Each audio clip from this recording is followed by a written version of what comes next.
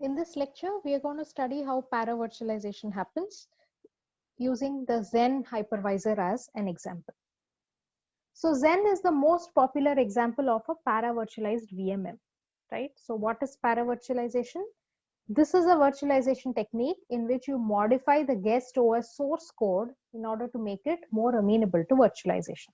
That is, the guest OS is aware that it is being virtualized. For example, XenoLinux is a modified Linux that runs on Zen, and this Linux knows that it is running as a guest OS inside a VM.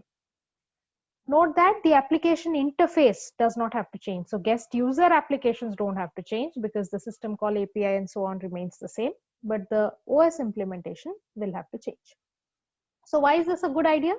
This is better than a technique like, say, binary translation in full virtualization, because there you had to translate OS instructions and that's a higher overhead. But the disadvantage is that this requires source code changes. That is, you have to port the operating system. Whereas with binary translation with full virtualization, you could run existing operating systems as VMs. But in this Zen paper, they say that you only need about 1 to 2% code changes to port Linux. So it is still a significant effort, but it is not that bad. So this is the paper that we will be using as the base to discuss in the rest of the lecture. So what is the Zen architecture? So this figure from the paper shows the architecture of Zen. So Zen is basically a type 1 hypervisor. That is, it runs directly on the underlying hardware. There is no other host operating system involved. Zen hypervisor itself acts as both the VMM and the host OS managing the hardware.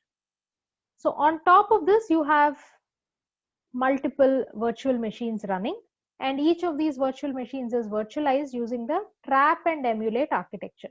That is, Zen runs in ring 0, the guest OS runs in ring 1, and the user applications run in ring 3.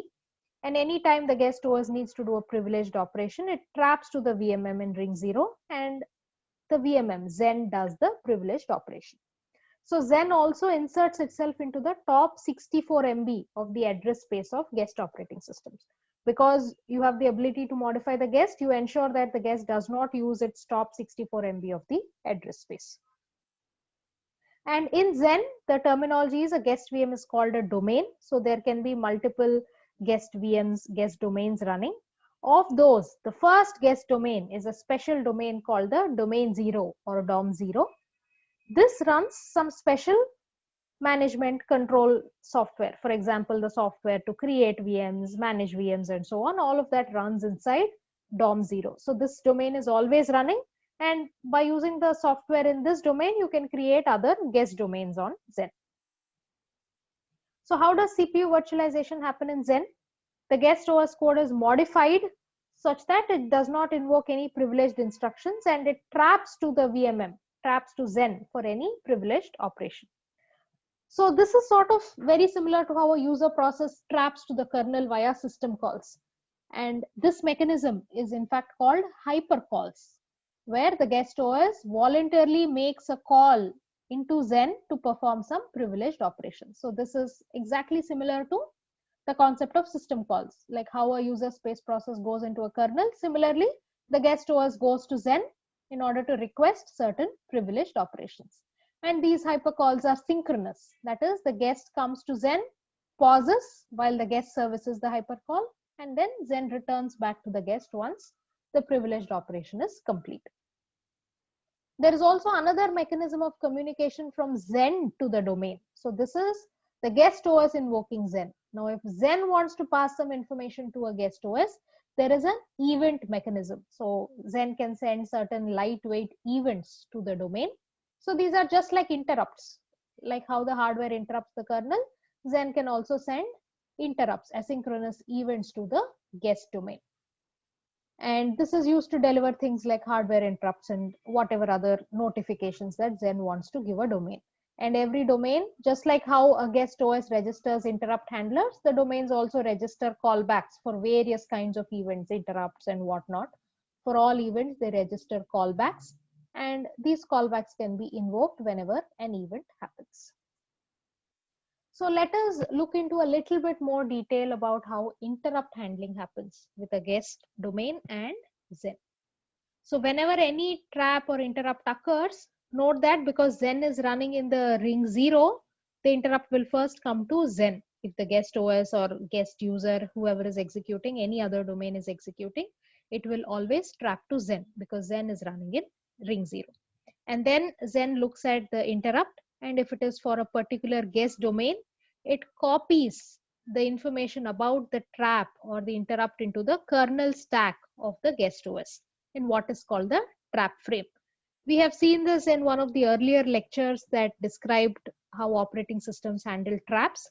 Every time there is a trap frame is built on the kernel stack of the process, and using this information in the kernel stack, the operating system handles the trap. Similarly, in this case also, Zen creates a trap frame, pushes it onto the guest OS's kernel stack, and then it invokes the guest interrupt handler. So an operating system already has interrupt handlers. It will simply go ahead and invoke that code. So every guest will register an interrupt descriptor table with Zen. It will say whenever these traps happen, please call these functions. An interrupt descriptor table is registered with Zen. And this can just be regular interrupt handling code, except that you cannot perform any privileged operations. So Zen will check this interrupt handling code. How will it check? It will check that the code segment used is not privileged and so on. By using some simple checks, Zen can validate an interrupt handler. And these guest interrupt handlers, they cannot perform any privileged operation, but whatever information is available to them on the trap frame on the kernel stack that is provided by Zen, they will have to just use that information to handle the interrupt. Normal operating systems can actually do privileged stuff inside their interrupt handlers, but guest trap handlers cannot do that because they are not running in the privileged mode. So this is okay for most interrupt handlers because in general, any operating system's interrupt handler simply works off the kernel stack, right? It first builds the kernel stack and just works off it. It does not need any other privileged information, except for the case of a page fault handler. So page fault handler in most operating system needs the CR2 register. Okay, so this is a special CPU register that stores which is the address that caused the page fault. And this CR2 register is usually not stored on the kernel stack on the trap frame because most interrupt handlers don't need it.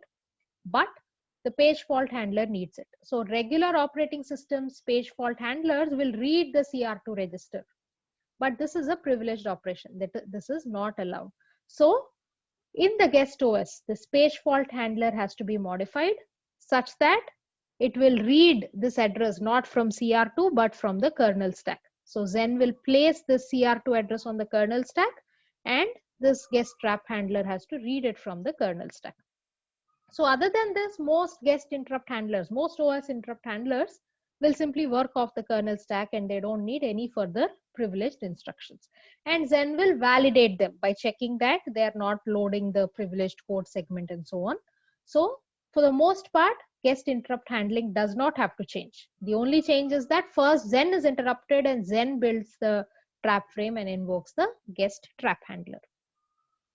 So in spite of this, if some guest is malicious and writes a trap handler that does invoke privileged operations, then what will happen? These won't succeed in ring 1. It will once again trap to Zen, and Zen will notice this. Zen will notice that there has been a trap. I invoked an interrupt handler and there has been another trap. So this is called a double trap. So it will realize that this interrupt handler is trying to do a privileged operation which is not permitted.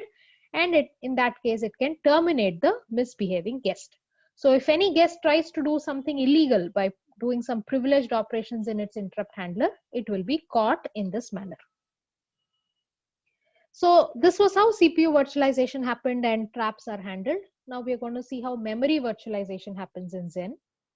So in Zen, so far we've seen two ways of memory virtualization, which is extended page tables and shadow page tables. So Zen does something like shadow page tables, but it is slightly different. Like in shadow page tables, there is a combined page table of the guest virtual address to host physical address mapping. That is, the guest page table, host page table is combined into a combined page table, like in shadow page tables. But the difference is that this is not maintained in VMM. Shadow page tables are maintained by the VMM, whereas this is maintained in the guest memory itself. That is, the guest page table itself is changed to capture this combined mapping. And the CR3 register points to this combined page table. Now, these are part of the guest memory, part of the guest page table itself. Now, how does the guest know about host physical addresses and all of that? Because these guests are aware that they're being virtualized, they will compute the combined page table suitably. Every guest is told what are the physical address mappings of its RAM. What is the guest physical address to host physical address? This mapping is exposed to all the guests. All guests know that their RAM is not the real RAM, that it is mapped somewhere else, and these mappings are available to them in a read-only manner. Therefore, a guest can use this to construct the real page table mapping to direct host physical addresses. And this guest page table is in guest memory, but note that Zen always validates it. That is, Zen checks that the entries are correct. That is, if a guest tries to create a wrong entry pointing to some other physical memory that does not belong to its RAM but to another guest's RAM, all such bad behavior will be caught by Zen. How is it done? As soon as a guest creates its page table, it is marked as read only. As soon as memory for the page table is assigned to the guest, it is marked as read only. And anytime the guest wants to write a page table entry into the page table, it wants to update the page table, it does not directly go and update the page. Rather, it makes a hyper call to Zen. It tells Zen, look, these are the mappings that I want to install in my page table. And then Zen will validate these updates. That is, it will check the host physical memory that the page table is pointing to. Does it belong to this guest or not? All these checks will be made by Zen, and Zen validates these updates, and it is Zen that updates the guest page table. Right? So the page table is there in the guest memory, but Zen is involved in updating the page table so that every guest is only accessing its slice of the RAM. What is given to it as the RAM, only that a guest is accessing. And these updates can be batched for performance. So the guest can make multiple changes to the page table and then make a hypercall, and Zen can validate and install all those changes in one shot. Similarly, any data structure, any kernel data structure, like for example, the segment tables, are also maintained in a similar fashion. They are maintained within the operating system itself. So you don't have a separate shadow copy in the VMM. But these updates are validated by Zen. So Zen will check that the guest OS is doing the correct things. For example, it will check that the segments are truncated to exclude the top 64 MB. Leave that aside for Zen. It will also check that the OS is running in a less privileged segment. All of these checks will be made by Zen. And how does IO virtualization happen? This is very similar to what we've seen in VirtIO in KVM QEMU. So there are shared memory rings between the guest VM and the domain 0 of Zen.